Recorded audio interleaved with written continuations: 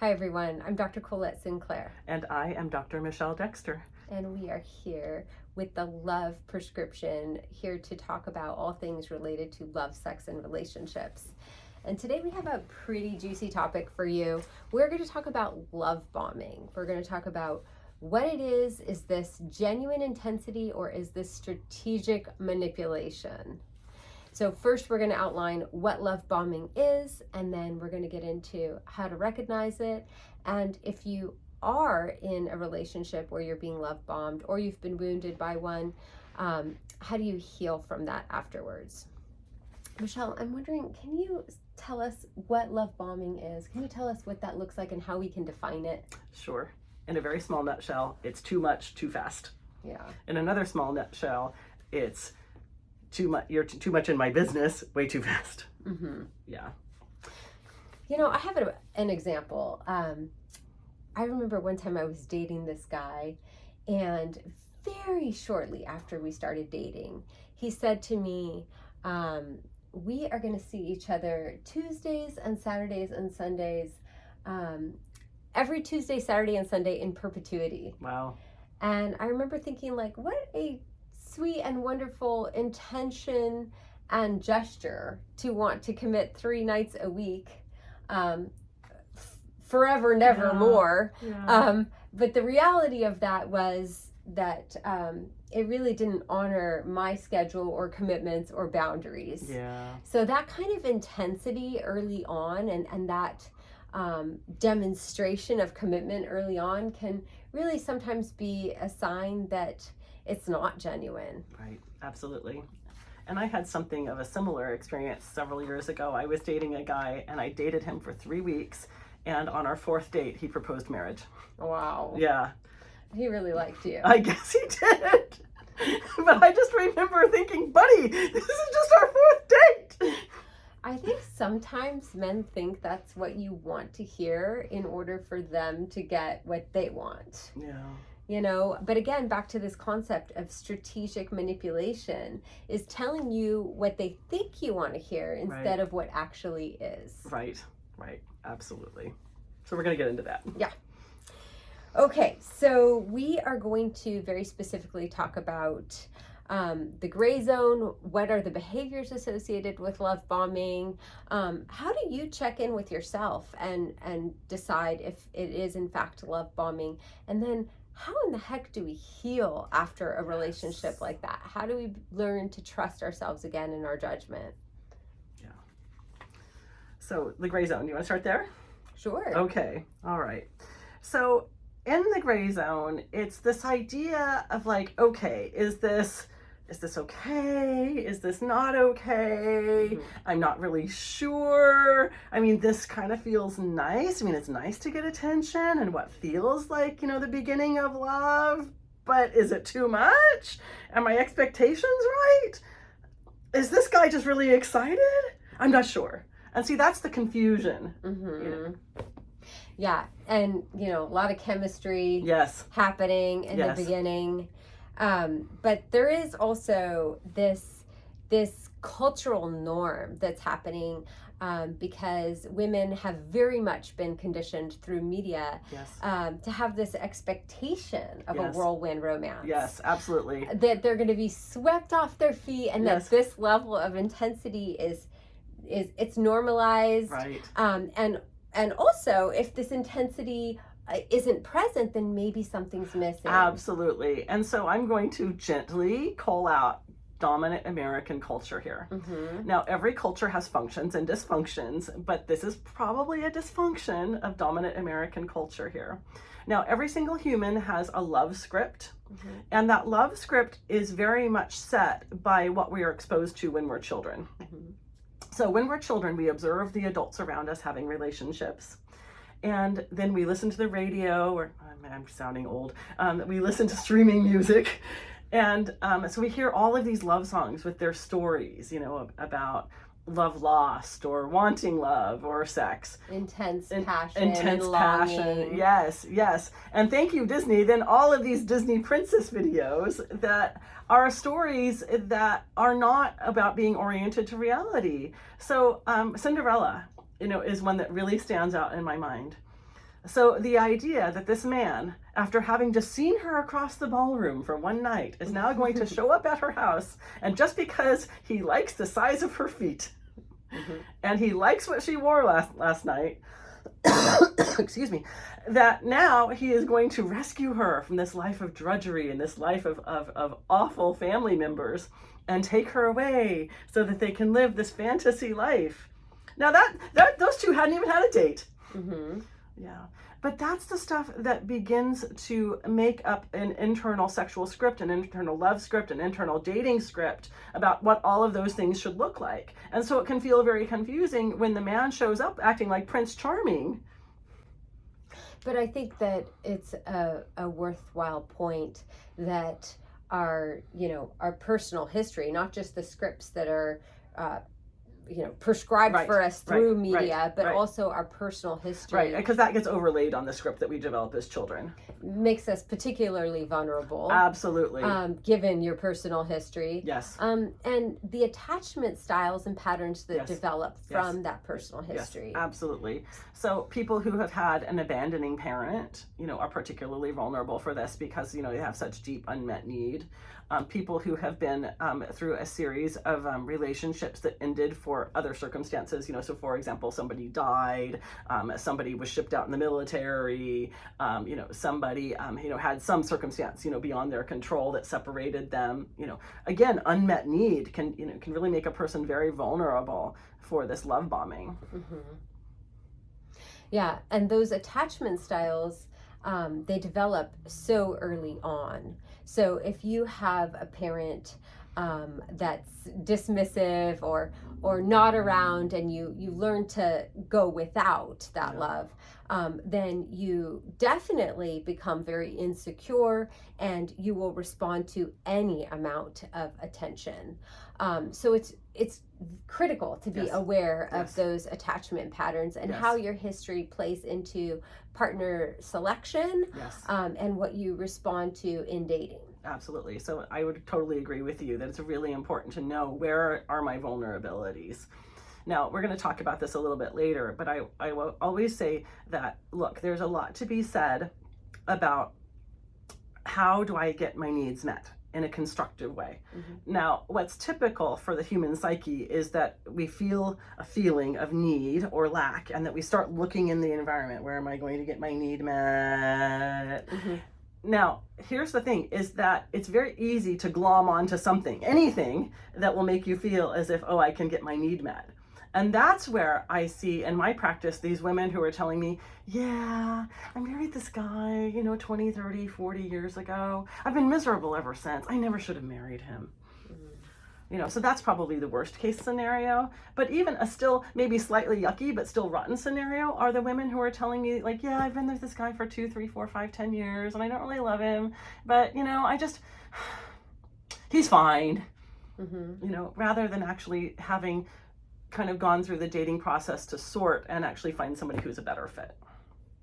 It's amazing what people are willing to endure to not be alone. Yes. I mean, and again, we're social creatures. Humans are designed to be partnered and to be in social situations and to have family and tribe and connection and all of that. And so again, that's a legitimate need. But again, we have to think about, how do I get my needs met in the best way for me? And this is another deeper level. And how can I meet my needs for myself? That perhaps it is better to go with an unmet need sustained for a long time, trying to meet it yourself, rather than just taking something off the shelf because, hey, that's fine. Yeah, it'll do. So there are definitely some times in life where we are particularly vulnerable to love bombing. And one of those times is during any type of a life transition. So you have moved or relocated, as Michelle said, death of a loved one, you're fresh out of a breakup. Can you think of any other significant when you've changed jobs or changed your career, because that's a big identity shift and that can make people very vulnerable. I would also say at natural transitions of like turning 18, now you're a fresh and new adult, at roughly age 22, if you get your bachelor's degree at 22, like now suddenly like I have to, join the ranks of adults who work, that's a particularly vulnerable time. Even later in life at retirement, that can be a vulnerable time. Yeah, Yeah, so when you feel like you don't have your footing, you're not fully Yes. grounded, you've gone through something destabilizing, you're particularly vulnerable to a relationship that is, shall we just say, inauthentic. Yeah. So why love bombing works is, do you want to get into that? Well, I think it works because, again, that it can feel so intoxicating. Mm-hmm. I mean, from just Love is a powerful drug. Oh, it sure is. Yeah, I mean, from a neurobiological perspective, it's like a cocktail of amazing chemicals in the brain that just, just feels like just floating on a sea of bliss. Yeah, so that's one reason. Others, I think, can be more relational. Again, that unmet need, particularly people who have been single for a long time and suddenly, finally feeling the feeling like, ooh, I found somebody. Maybe this could work. And another piece is that the level of intensity that people experience with love bombing is unmatched. Yes. In other relationships. And so they begin to think that this is like the pinnacle of an experience in love and connection, and they everything else, all other relationships, pale in comparison. So Right. Other relationships begin to feel inadequate. Mm-hmm. Yeah. So this person now, the person that's love bombing them now gets priority in their life. They get prioritized when maybe they shouldn't be. Right, and that can feel very emotionally and psychologically seductive. That makes me think of a client I had where her boyfriend told her, "You are my soulmate and no one can replace you." Mm-hmm. And then she told me, well, now I can't break up with him because he said that. So another, I think, piece to be looking at is when love bombing is happening, usually the relationship is progressed, it's accelerated very fast beyond what would be reasonable. Right. So there is an accelerated pace of not only spending time together, but usually moving in together right away. Usually marriage proposals happen right away. That pace is not a pace that allows you to vet the character of the person that you're dating or to evaluate the substance of the relationship. Right. So I think when you have that accelerated pace, that's something to definitely look at in terms of, is this person, being strategic in their, commitment and them wanting to control me and the way that the relationship progresses, or is this just this person is not able to curb their enthusiasm? Right. And in either case, the answer is pump the brakes and Yes. slow it down so that Yes. you can maintain your objectivity. Because that's the thing, is that when you are moving at this accelerated pace, you lose objectivity. You are Yes. caught up in the intensity, in the chemistry, and your judgment is not what it normally would be. Right, absolutely. Because it takes time to get to know somebody, and it takes time to really see how they react, how they handle everyday stress, how they handle, other medium-sized stresses, and to meet their family, and to see. Years ago, I was dating somebody where I thought, gee, maybe this could really, turn into a marriage. But I was so glad that I took a year before I really allowed myself to even fully consider that possibility, because it turned out that he lost his job twice in that year, and I realized that he wasn't stable. Wow. Yeah, and I thought, gosh, I'm so glad that I learned from earlier experience, don't push things too fast. Yeah. So, what have you worked with clients that they've been love bombed and they're trying to heal from love bombing? Gosh, yeah, a few, but you know what? I think you have a really good example you can share. Okay. I have a client who entered into a dating relationship, and that relationship progressed very quickly. Intimacy right away, and then moving in right away, and blending a family, and they were talking about marriage right away. She got a ring. He gave her a ring and then upgraded her ring. Oh. So, every time there was a bit of a pause or wanting to communicate about inappropriate behavior, there was a pulling back in intensity and almost like a punishing avoidance that would occur to kind of get her back on track and control the situation for this person to regain control in the relationship. The key piece is, I think, maintaining that objectivity, and there's a variety of ways to do it.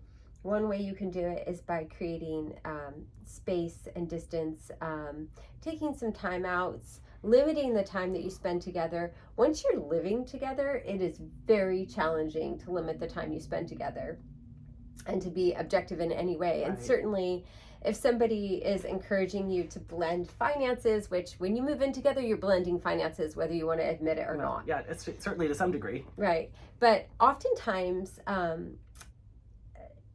one partner expects that decisions will be shared, one or both. Now expect, hey, we're cohabitating and we're going to share financial decisions or life decisions. And you have to ask yourself about the reasonableness of this. How reasonable is it to give up my own autonomy and maybe the goals or choices that I have in life when I've only known this person for a very limited time? Right, absolutely. Yeah, that counts for a lot. And I want to circle back to that whole thing about that you just said about control. Yes. So what is the motivation for somebody to love bomb? Mm-hmm. And I think we can say, if we're being simplistic, but probably it all boils down to something about control. Otherwise, what else would be the motivation? Because I've seen circumstances like this in my own lived experience with my friends and colleagues and my clients, where somebody will love bomb, and then the next thing you know, it's like the woman was being told, like, well, you can't wear those pants, they're too tight, or why are you wearing your hair like that? Or, well, what do you mean you spent money on X? Yeah, and it seems like it's the idea of, well, I'll make you my woman. There, I've trapped you. Which doesn't feel equitable, which is, the type of relationship that most Americans say that they want. They say that they want an equitable relationship rather than a hierarchical romantic relationship. But women do also do this to men. Oh, of course. Yes. Let's be very clear about that. I can think of a couple of examples of women really overwhelming men with physical affection and kind of locking them into a commitment too soon, and men making a lot of life decisions and choices around that, and then finding themselves down the line 6 months, 1 year later, just going like, I'm really not compatible with this lady, but since our lives are intertwined, I guess I'll just hang out for another few years. Yeah, in fact, I even heard of this was on social media, something I read about a guy who was overheard at his wedding with his best friend saying, the best friend said to the groom, why did you do this? And he said, I didn't know what else to do. Yeah. And I thought, oh, that's not the foundation for a good marriage. Yeah. So I think that sometimes when relationships advance too quickly, either partner can feel trapped. Right. Yeah, but typically it's one of the partners is being really strategic about advancing the relationship. So getting into a relationship when you're in a vulnerable place of any kind for any reason is unwise.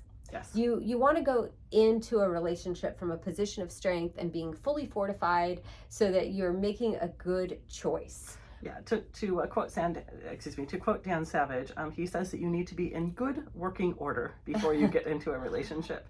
So you don't have to be perfect, because nobody is, but you do have to have like things being stable. And so that from that place, now you have something to offer in a relationship. It can sometimes be difficult to determine, hey, is this the intensity that's just generated by a new relationship and we're both really super excited and we don't want to slow it down. We've both been looking for this type of a relationship our whole life versus, is this an unhealthy pace? Right. So I have some friends that they were very excited to meet each other and very excited to date. And when they did get together, they had that feeling like you were talking about, like, wow, this is great. And after they'd been dating for a month, the man looked at the woman and said, we should get married. And she said, you know what? It's been a month. And I agree that if we feel this way in a year from today, that you and I will consider getting engaged. And so we're going to give it a year and we're going to see what happens.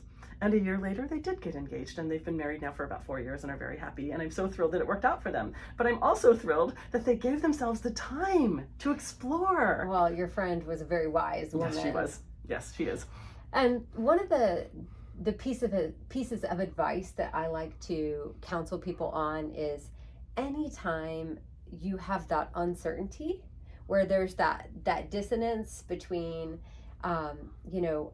I feel one way, but I think I should do something different. Oh, yes, the dissonance. The behavior's not matching. Yes. When your beliefs and your behaviors don't match, that's a problem. When your feelings and your behaviors don't match, that's a problem. Mm-hmm. Yes. Yes. So not only just doing that internal check-in, but I think, there's a couple key strategies that you can do to really test the validity of the relationship, to see, hey, is this genuine chemical intensity that is,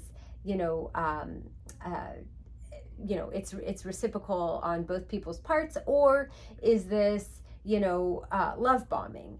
And the number one thing that I like to counsel people to do is to start to set boundaries and to see how your partner responds. Well, give us an example. So, and this can be a small boundary and this can be a big boundary. So a big boundary would be, your friend saying, let's give it a year, and if we feel this way in a year, we'll move forward.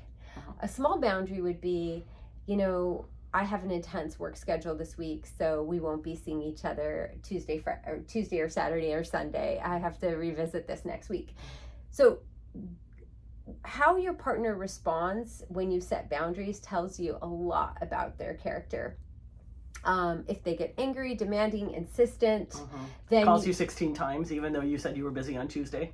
Yeah. But if they back off and they're actually supportive of your goals or whatever your reasons, like, for example, you're sick, or you have a work assignment and your schedule is not going to allow for a lot of connection that week. If they're supportive of your goals and your needs, then you're dealing with a healthy person. If they're trying to encroach and overstep and insist, that's a big red flag. Right, and that goes back to that whole cognitive dissonance thing about noticing, how do I feel? Yeah, all right, I feel some attraction, but I also feel very annoyed because this person showed up at my door when I specifically said I was busy. Let's observe. Yeah. Or, this person didn't call me at all, even though I was expecting that they would. Interesting. So, noticing what was expected and what happened. Yeah. Another key piece, and if you could just remember 2 or 3 to test the validity of relationships, or to see, hey, is this enthusiasm or love bombing? Another piece is, how do they respond to your imperfections? If you are moody, or if you're needy, or there's something that's going on with you that's not very desirable, let's just say, how do they respond to that? Again, are they supportive, and are they welcoming of your imperfections, or tolerant? Yeah, I mean, at the very least, be tolerant. Yeah. I mean, granted, it's not fun if, somebody has, I don't know, let's pick something gross, a vomiting disorder. Yeah. Like, okay, it's not fun, but, can they be helpful in the way that would feel appropriate? Or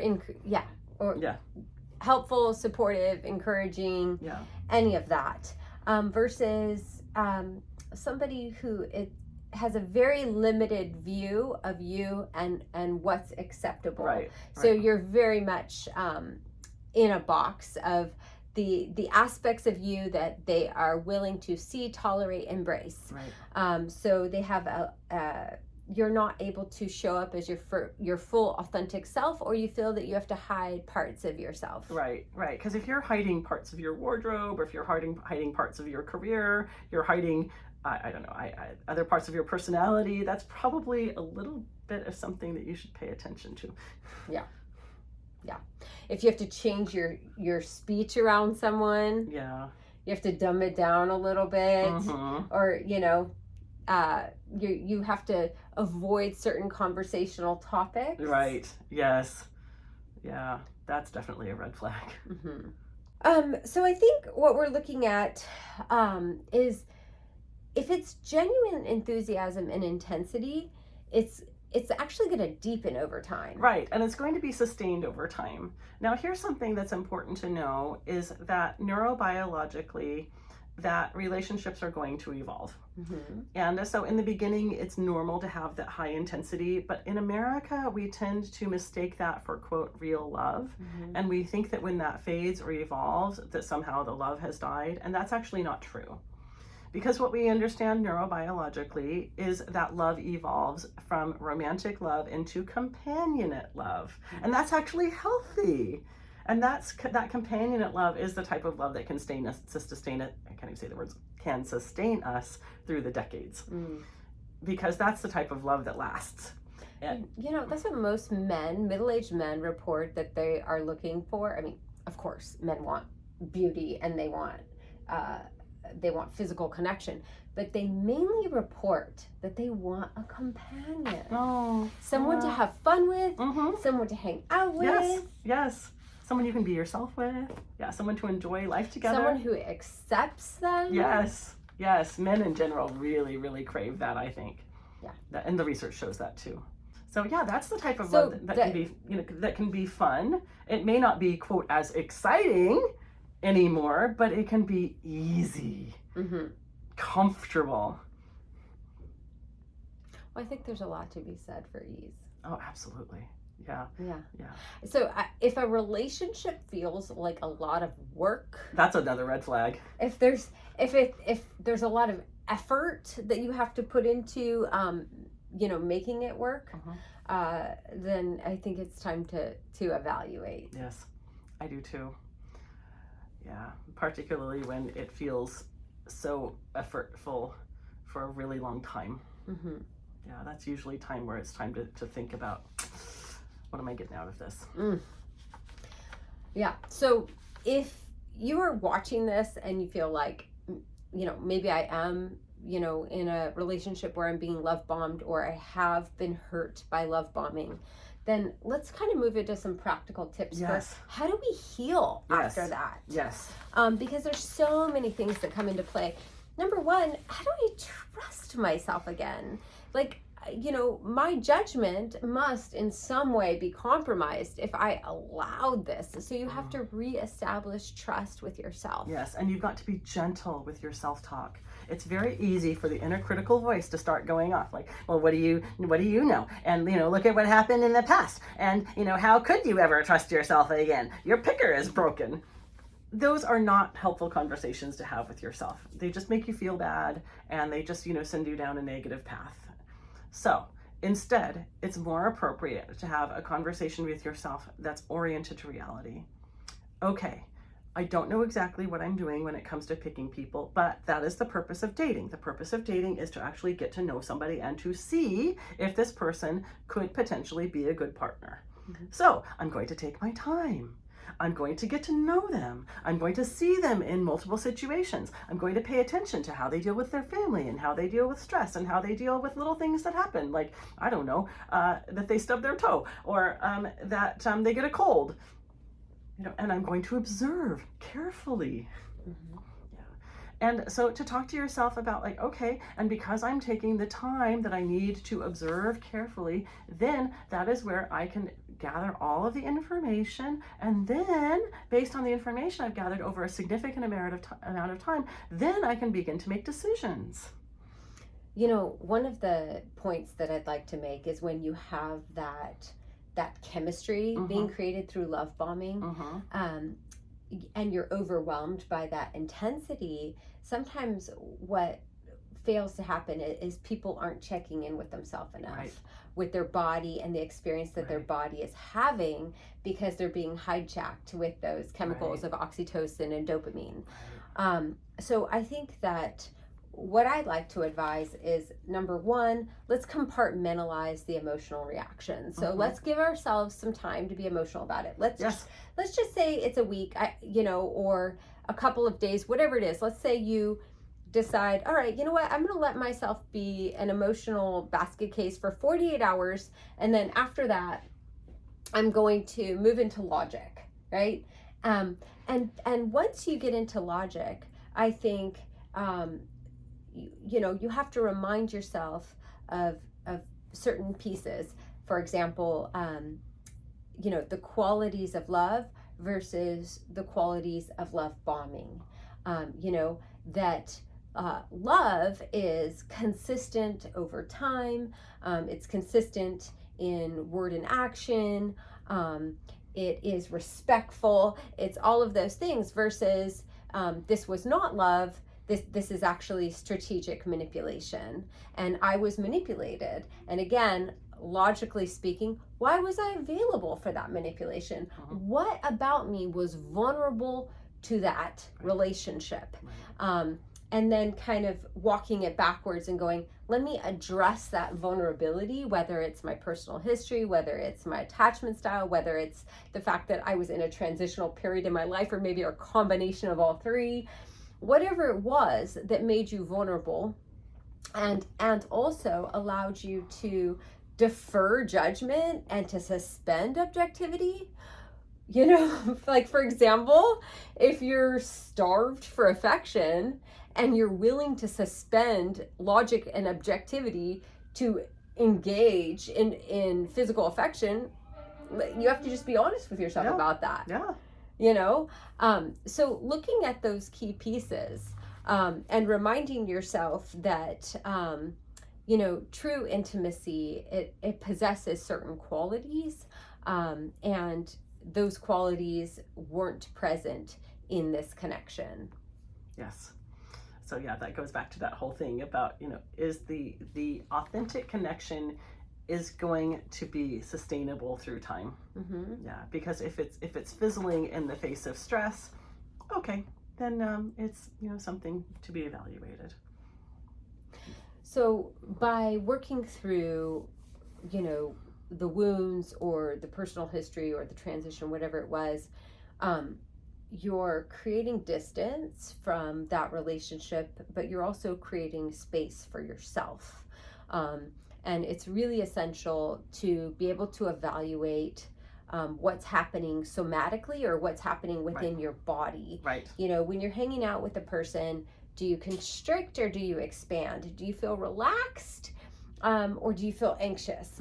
What's happening? And so I would say one piece of dating advice just going forward is, a lot of women, what I notice in working with women and in observing women and men, is that during the date, they're very focused on, how does this person see me, right? Or is this person checking all of the boxes? But I wonder if we just do a small shift, and if the question becomes, how do I feel when I'm around this person?